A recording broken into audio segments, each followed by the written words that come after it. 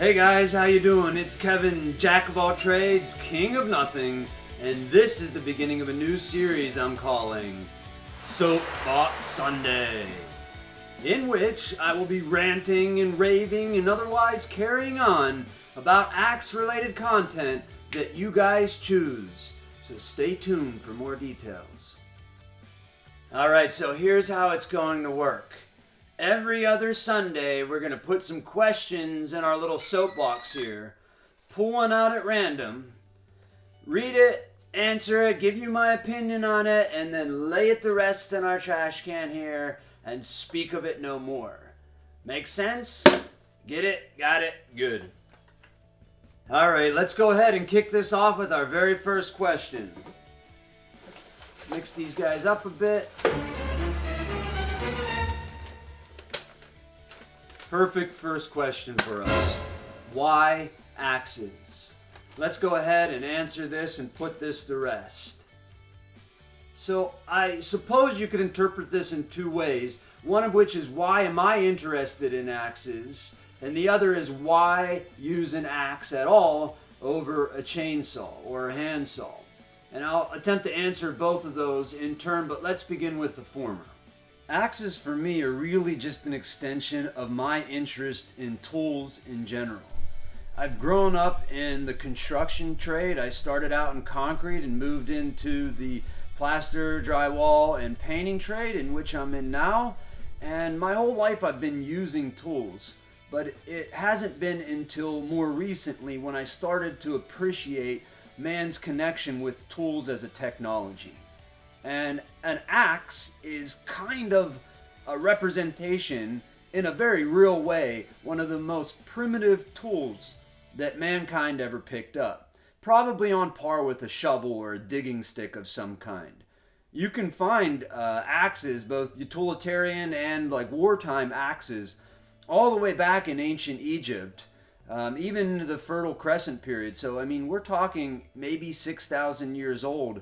And in some cases, way older than that, if we're going to think of like a rock attached to a stick as some kind of digging or chopping implement. That aside, the more philosophical aspect of my interest in axes aside, I really started to use an axe to process firewood, from felling to limbing to bucking to splitting, for exercise. Honestly, for exercise. I grew up playing sports. Up until 8th grade, I played baseball.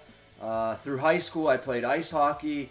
But after that, I realized I really wasn't getting any cardio in my life. I work construction, but that's not really good exercise. In fact, it just wears your body down. So I wanted to do something to, get good exercise, to make sure my heart was healthy. And I've always been interested in wild camping. I've always been in the woods in some capacity. And I found Stephen Edholm's YouTube channel called Skill Cult, and he had challenged us in a cordwood challenge to process a cord of wood in a year with only using an axe. And while I never did that in any official capacity, I was always doing that. It was of interest to me. And I started to get interested in different kinds of axes, and kind of settled on what you would call a boy's axe as my favorite work axe. I got one right here. This was the very first light axe I got. It's Husqvarna's boy's axe. I love this thing. Honestly, I grab this before I grab almost anything else on the shelf there. But the point is, I started for exercise. And I use an axe now way more than I use a chainsaw, which I have and appreciate, especially when I have to clear big timber on the property. But an axe is more fun. Come on, guys. It's a hell of a lot more fun than a chainsaw. It's not noisy like a chainsaw. I mean, these arguments have been made before, but it's really not an argument. If you don't want to use an axe, don't use an axe. Don't use an axe at all. I mean, use a hydraulic wood splitter. Speaking of which, I got a story for you about hydraulic wood splitters and why I prefer axes over hydraulic wood splitters. Alright, let's get down to it. Some of you guys may have noticed in previous videos that I'm missing a bit of my finger That's my middle finger right there, missing a good inch. And that's due to a hydraulic wood splitter accident. My dad and I were processing some wood for my brother, and I got too cocky, I got too confident. You get comfortable with those things, and you're starting to grab the wood before it's actually busted apart. Before I knew it, my finger was gone. I had gloves on, and it just pinched my finger right off. As soon as the bit let my finger go, I ripped the glove off, and I held my hand like this, and I said, "Dad, we got to go to the hospital." And he said, "Let me see it." I said, "No, we got to go to the hospital." We went to the hospital, and they stitched up my finger. Actually, there's a story there, too. I was waiting for quite a while. It was painful. I was trying not to take pain medication, which I was successful at. But they had an emergency surgery, so I wasn't able to get in the operating room, and they wanted me to go home and come back the next day.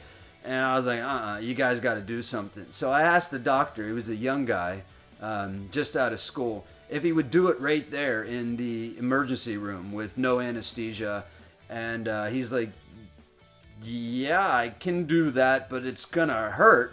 And I said, "Just do it. Numb it up and do it." So he gave me some local anesthetic on my finger. He actually had to clip the bone back and then stitch the finger up. He wanted to actually take all of my fingernail off because he was worried that I might get like an ingrown fingernail, but I didn't want to do that because I play the guitar, and I was worried that not having that bit of finger would really affect me being able to play the guitar. But in any case, after that, I have never been fond of the hydraulic wood splitter. In fact, I have never used that thing again. Not because I'm not scared of it necessarily. I respect it a hell of a lot more. But because an axe is just more fun. It's just more fun, guys. It's just more fun. And with that, I would say we'll go ahead and lay that question to rest.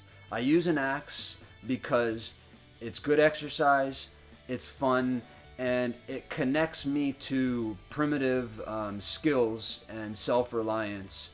And that's important to me. I imagine it's important to you guys as well, or you're probably not watching this channel. Well, guys, until the next Soapbox Sunday, I will see you later, and have a good week.